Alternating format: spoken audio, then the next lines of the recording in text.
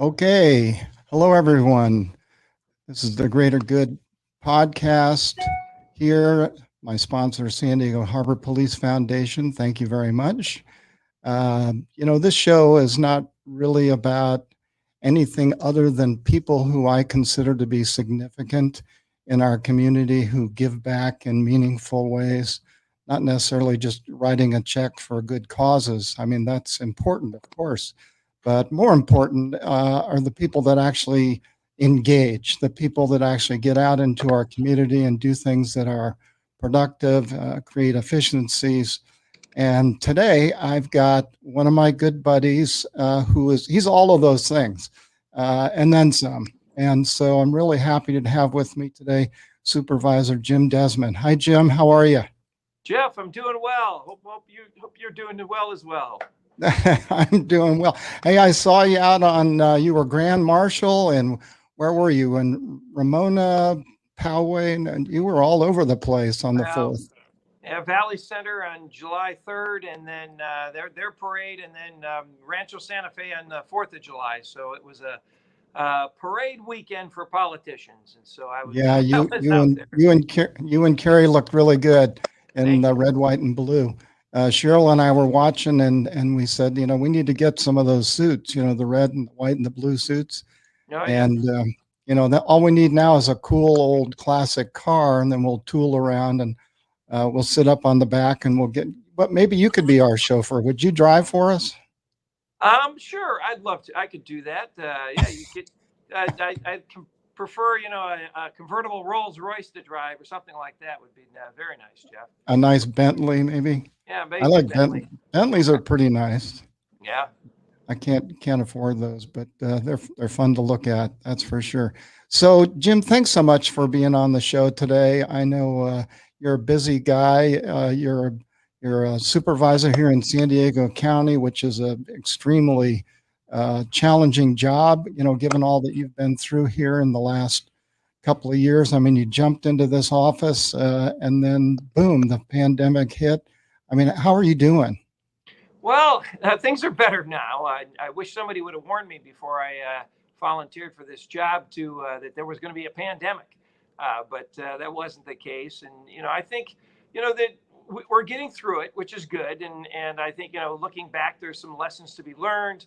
I thought the governor was a little bit too far overreaching and shutting down businesses and with kids and the masks and everything. We learned early on who the most vulnerable was. Basically it's elderly people with underlying conditions. Those were the ones that were most affected. And so I think that's where our emphasis should be and continue to be. But there's some lessons learned, and I'm glad we're kind of getting out of that and now going back to. We still have other issues, the homelessness issues, and traffic issues, and other things that need to be dealt with. Infrastructure here in San Diego County, and so I'm glad it's a new chapter, and hopefully we can close the door on this on COVID here for a while. Yeah, being a politician is not easy work. I mean, if you put yourself in the governor's seat, I mean, you and I haven't had that job, thank goodness. But well, maybe you want to run for governor, Jim. No, thank you. You'd be good at it. You're practical, you get stuff done. And plus you could fly your own plane up and down, the coast and probably be able to land it pretty safely every time. I don't know if our listeners know that, but Jim was a captain with Delta Airlines for, what was it, 33 years, Jim? Yeah, a little over 33 years. And I just retired last September. It was sort of a COVID retirement, but it worked out well. I enjoyed the job. One of the parallels I drew with that job and COVID is, being an airline captain is risk management. You're always trying to manage risk. There's always, there's weather, there's the FAA, there's passenger issues, there's mechanical issues. There's all sorts of stuff that come up that you have to deal with and manage the risk and try to minimize it as much as possible. And COVID was very similar to that too. Here it is. How do we manage it? How do we, deal with the risk? safe, but still get the job done and do it safely. So that was Right. kind of there was some parallels between that occupation and this one, particularly during COVID. Yeah, no, I get that clearly. I mean, I guess the real difference, of course, is when you're up in the airplane 33,000 feet, those decisions are pretty instantaneous versus, making critical decisions about people moving forward in a Yeah. healthy, safe manner here on the ground. But, well, I'm just really thrilled that you're representing San Diego County the way you do.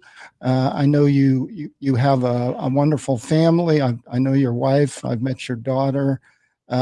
Just really great people. What do you do? I mean, for you, Jim, balance is critical. I mean, you have this intense work every day. You're out representing the county and all sorts of different levels, and then you have your private life. And so, how do you balance those things? It ain't easy. There's certain things my wife will tell me we are going to do this, and I say yes, we will do that. So I have because it affects my family quite a bit as well, just being gone, and so I still value the family time. I took up golf here recently, and so I'm golfing a lot Nice. with my son.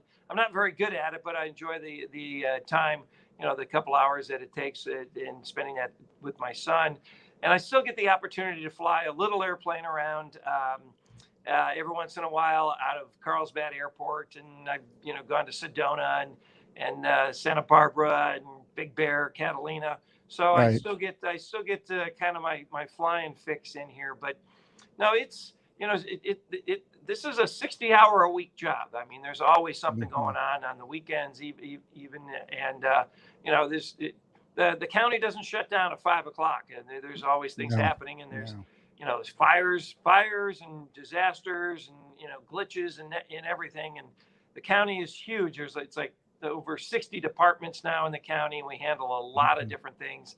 My one of my focuses is always, since I was a mayor, is to be streets, roads, infrastructure, parks, police, fire. Those basics. I always want to make sure we're taken care of, and behavioral health issues and homelessness issues. It's all kind of a mixed bag that we try to manage and deal with. But Right. I enjoy when we can get something done. It makes me very happy.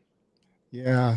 When I live in your former mayoral city, San Marcos, as you know, in fact, we were neighbors. So, Yeah. all transparency or full transparency.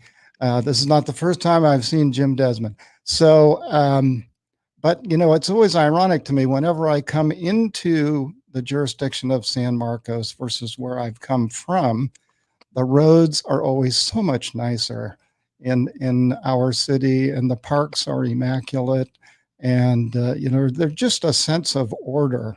And I know that your protege Rebecca Jones, who's now currently the mayor of San Marcos, she's taken on that same mantle that you created, and it remains to be a wonderful place to live. So for me personally, thank you very much. I love our city. I love what you did there, and I know you're going to continue to do great things here throughout the county. So you mentioned fires.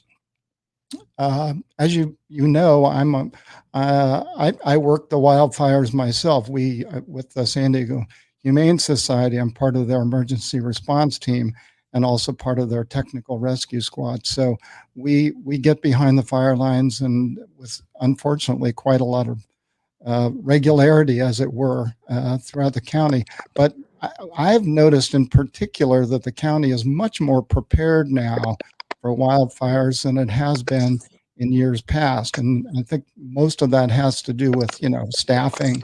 And then, of course, the aerial is huge. I mean, these planes get in there rapidly, and they really get the job done. In fact, I'm hoping they put us all out of business. Yeah, that would be nice. And I think the county's learned a lot since, I think the raging wildfires that started like in 2003. With Mhm. cutting off power those power lines that they're when the winds are pretty high. The SDG&E working with them in that effort.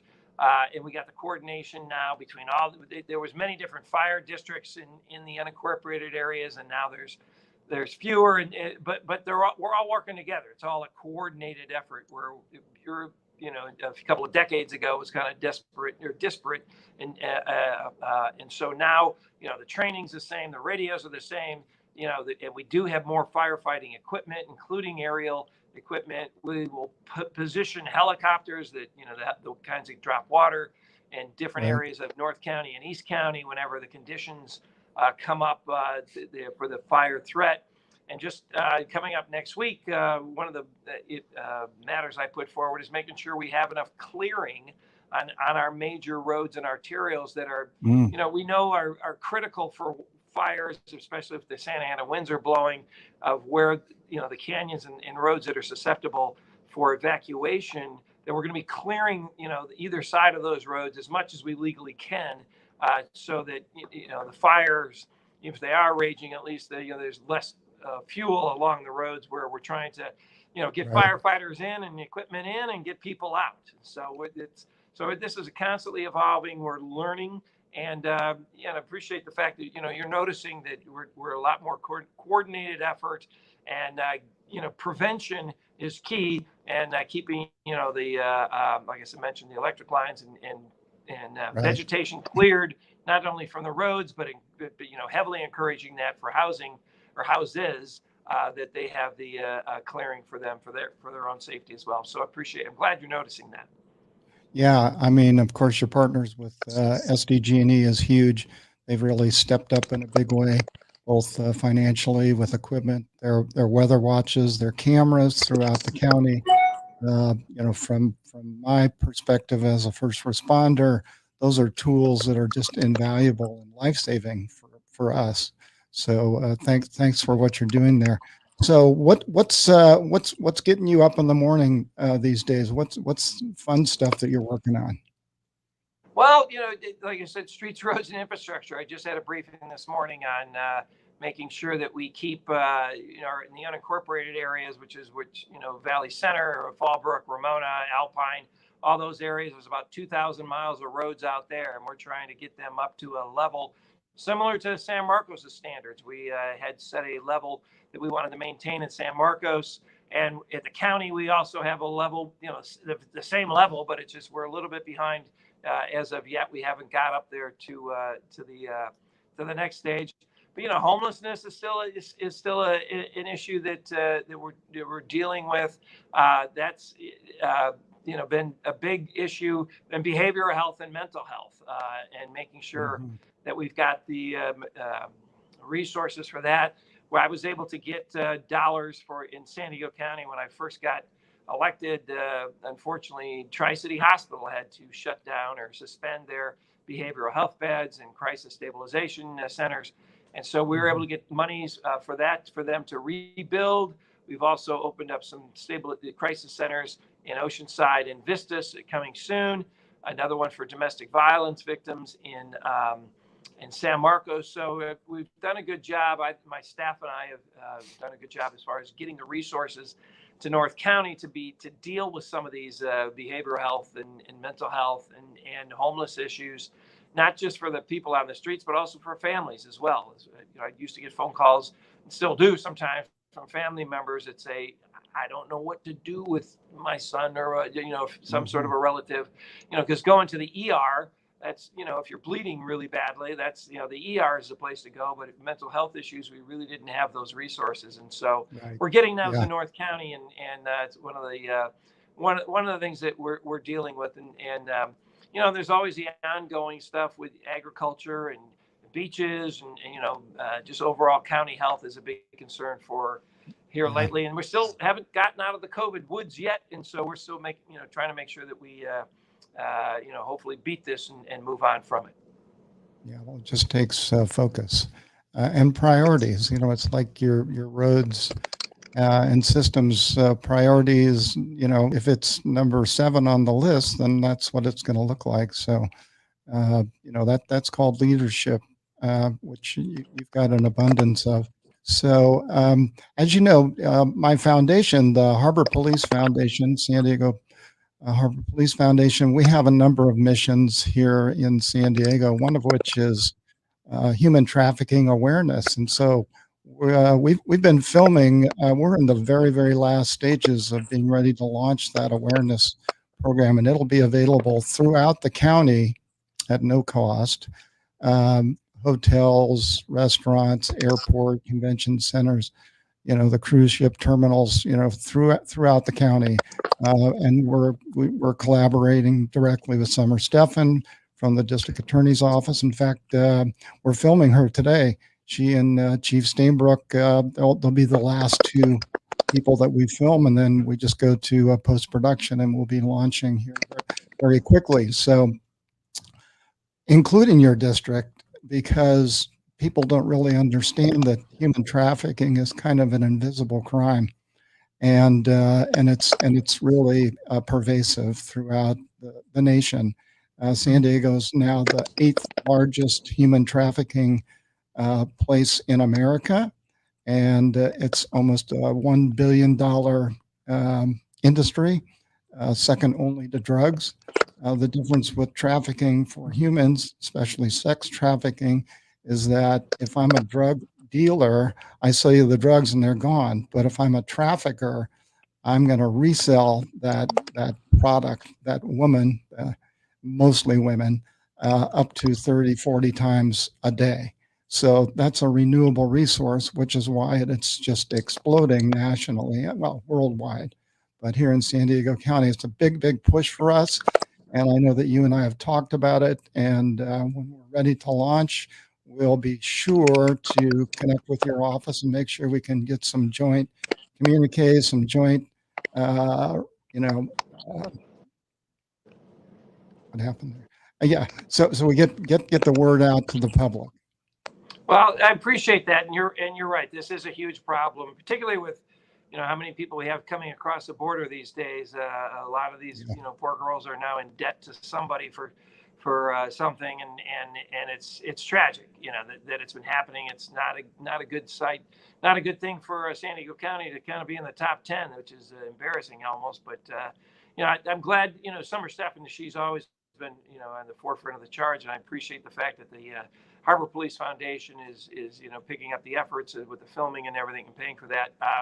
It is a huge issue, and something that you're right, it's not seen by many people, but happy to coordinate any efforts or you might need with my office here in North County or even the county in particular. We'd be happy to help and appreciate your efforts on that.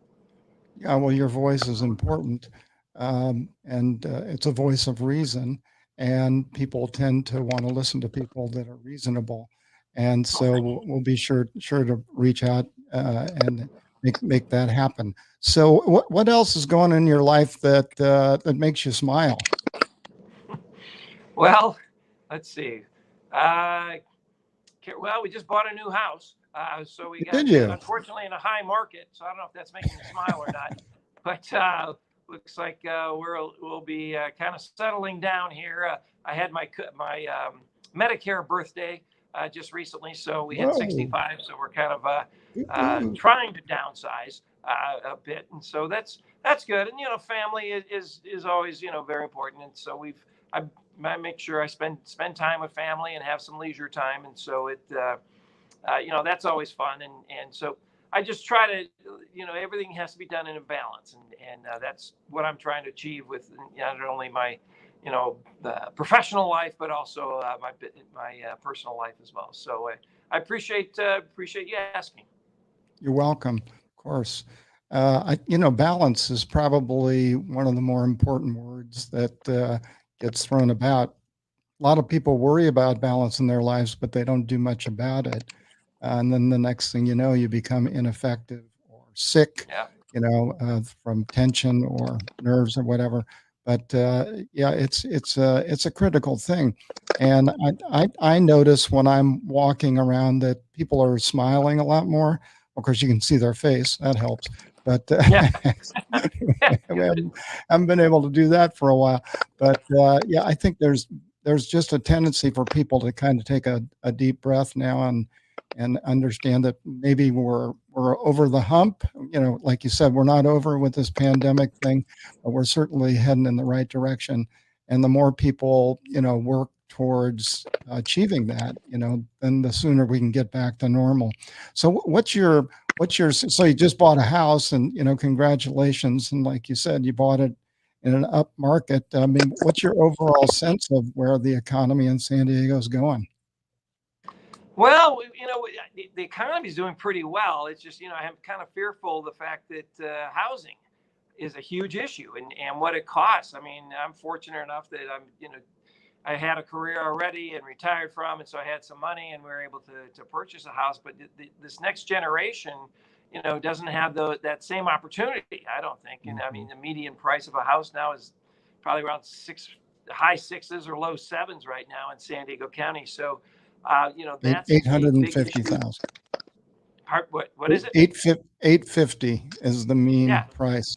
Yeah. That's crazy. I mean, who can, I'm not sure how much somebody has to make to afford that. And then the taxes on the house is just outrageous. So, I think I'm kind of fearful that we don't have, for the next generation and the next, for the workforce, we unfortunately, we have traffic issues and everything else. I'm going to be fearful if jobs start moving away from San Diego County, because once the jobs start moving away, then the housing market's going to come down, and it's not going to be, there's always ebbs and flows, but this one's a little bit, this is even more a bigger balloon, I think, than what we've witnessed in the past as far as housing prices. So Yeah, I think you're right. That's a concern for San Diego County, and I'm trying to get housing built, and unfortunately, nobody wants any housing near them. And that's the hurdle that we have to overcome. Well, that and, the developers, and this is just a generic statement, but, their preference is to build higher yield, higher margin properties. And if you come in and you're building mid to low end housing developments, they're not all that interested in that. So, it's like you said, it's a big issue. Not only are the prices skyrocketing, but I don't know how somebody can come in even with a deposit that's required to buy a house. Who can come up with Yeah. $160,000, $150,000 cash down payment, unless, you're doing a multi-generational living arrangement, where you've got, mother, father, grandfather, and, all the kids and relatives living in the same house. It's pretty challenging. Well, and you're dealing against it's just in our short stint here looking for housing. You're dealing with people coming in with cash. You're dealing with entities, not just individuals, but entities. REITs, these real estate trusts, and things like that. That people are buying up houses and flipping them and getting those. And so you're having to deal with cash. Or cash buyers, and that makes it a little bit tougher competitive wise. And government is not very helpful, I can tell you that, in housing costs. I think I read something that within the last decade, I think Point Loma Nazarene came out with a study that showed, I forget what the exact number was, but it was in the high 40 percentile, like 47, 48% of the cost of a house is government regulations. Mm-hmm. And we keep putting more and more regulations and on housing, and in a lot of cases, it's for a good cause, but it just keeps racking up the cost of the housing and the values, and for the development. I know everybody likes to blame the big bad developers, but if a project doesn't pencil out, they're not going to do it. You just can't say, well, build more affordable housing. Well, then you have to make it affordable. You got to at least let the developer make, I don't know, 5 or 10% or some reasonable number to come in and even do the job. I mean, government doesn't build housing, developers do. And if we just keep, the onus gets stronger and stronger, that's why, Hemet and Temecula and Murrieta have thrived. I mean, Riverside County is a nice place, but a lot of these people that, live up there, they work in San Diego County, they earn their money here, but they pay their taxes and their disposable income goes to Riverside County. Right. And so primarily because our cost of housing is so expensive here in San Diego County, and we want to be environmentally friendly. I don't want to pave over everything, but unfortunately, the environment, instead of working in balance, as you talked about earlier, balance with the environment. It's being used more as a weapon to deny any new housing. And so what's happening is we're having to build housing, more infill projects, infill housing. And the biggest complaint, and it's very legitimate, is traffic. So it's kind of chase our tail, trying to build housing and provide housing for the next generation is becoming a bit difficult. And like I said, nobody wants it near them. Yeah, that's a real issue. And like you said, the migration of people leaving the area because of the affordability, the traffic issues. I mean, all the things that you work with every single day and struggle to combat are just getting larger and larger. And of course, there's the corridor housing concept where you try and build as many multi-units as possible next to the primary traffic corridors. That also presents another issue in terms of traffic itself. So that there's almost like no easy, quick solution here. Now there never is. There never is. But we're going to keep looking and do where we can. I'm looking at a few different areas in North County that might be feasible for housing. That if we can get some, a lot of times also what's restrictive of housing is the roads and the road projects. And developers say, well, I can't really afford to build 6 lanes on the 78 for you, but and so we have to kind of, as government, try to enhance and empower some of these areas to develop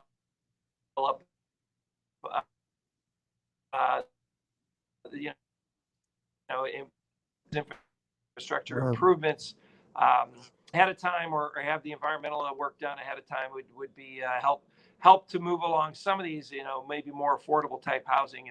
If government can't get out of the way, it could be at least help in the process, and maybe with some of the streets and roads for housing to go in.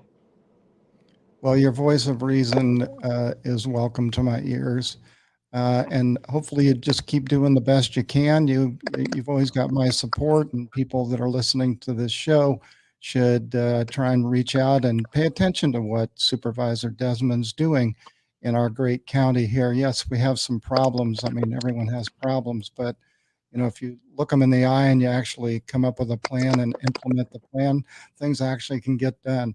I want to thank you so much today, Jim, for taking time out of your busy schedule to come and meet with us here on the Greater Good Show. My sponsors, the San Diego Harbor Police Foundation. Thank you very much. I know you've been out with us on our boats, and you're always welcome whenever you and Kerri and the kids want to come down and visit. We'd love to see you.